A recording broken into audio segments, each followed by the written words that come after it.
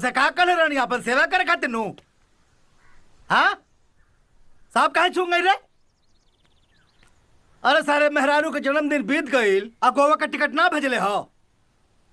अब देख ले सर तोहार ट्रांसपोर्ट कंपनी कैसे चलेला। तोहार 200 ट्रक हमारा एरिया से ना सारे तोहरे पिछवाड़ा से गुजरी। अब भाग भाग भूतनी के सारे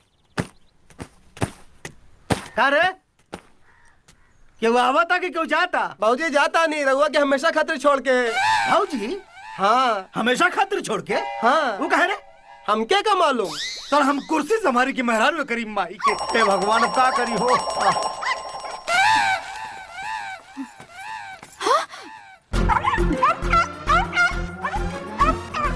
हे देवी, हे दुर्गा, हे काली, हे महारानी, हे अर्धनारीश्वर, कहाँ जाता रू? आए हे दुर्गा, ऐसन कमन गलती हम कह देनी हो कि विधायक के विधवा बना के जा रहल बाड़ू। का कह देनी हो? ये बात के तो हमरा दुख बा कि तू कुछो नहीं कर पावत। ये हमरे बाबूजी के दियल घर मकान गाड़ी घोड़ा लेके ऐश करत बाड़े और जवन ये विधायकी के कुर्सी पे बैठ के रुआब झाड़ता रे वो भी हमरे बाबूजी के दिहल बा। अरे बाप रे बाप। हे देवी, हे दुर्गा, हे काली, हे रानी सुनो, हम कब कहानी करे जा कि हमार हो। अरे कुल तोहरे हो, कुल तोहरे बाबूजी के दिहल हो, लेकिन हम ऐसा आज कौन गलती कर दनी है जब तू दुर्गा के रूप लेके भाग रहल बाड़ू। 10 साल हो गए हमरा शादी के, हमरा कोख में अभी तक औलाद नहीं आई। लोग हमरा के बाजिन काके बुलावेलन।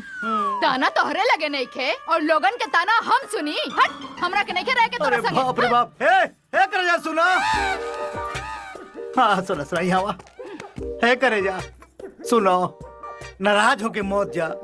हम पूरी कोशिश करो, जितना ताकत होगी जितना पसीना होगी हम भाई ठेवना रगड़म, लेकिन वादा करता नहीं कि 2 महीना के न तोहरा पेट में हमें को नन्ना मुन्ना कलकारी मार दे। 10 साल भइल हमनी के शादी के, का उखाड़ लेला? कब भइल भेंट? कहाँ से भेंट हुई? जब भी कोशिश करेली कि भेंट हो जाओ तब तक तोहरा पेट बीच में आ जाला। हमरे पेट के वजह तू अपन ही तोन देखा। ये बोरा जैसे बात हमर कोरा कैसे भरी? आज हम तो उससे वादा करता नहीं कि रोज 15 किलोमीटर दौड़ा।